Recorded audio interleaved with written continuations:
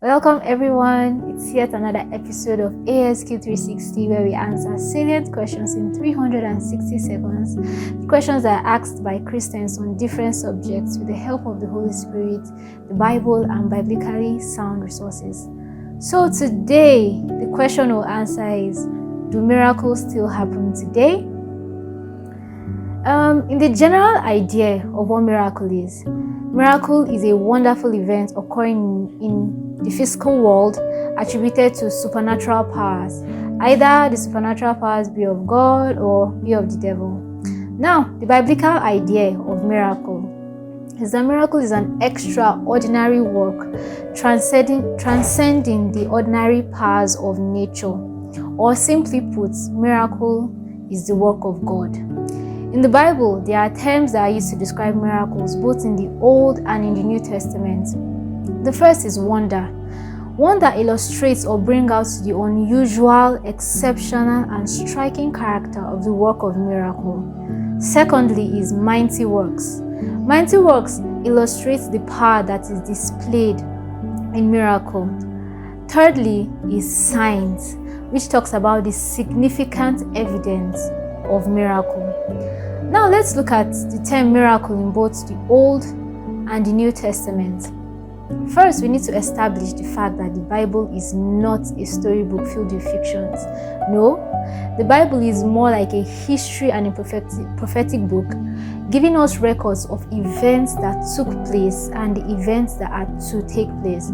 So by now, we should have the understanding that the Bible contains records of real people with real experiences.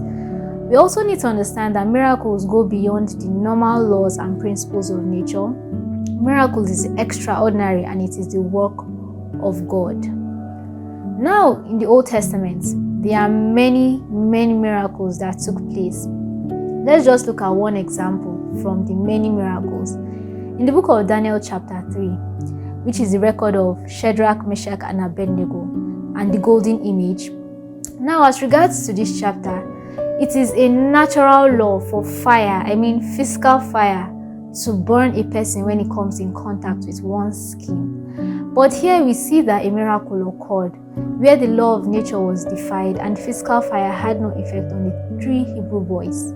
Now, this is a work of God. And remember, these were records of events that truly happened and not just stories that we tell. Moving on to the New Testament, we'll look at Jesus' ministry.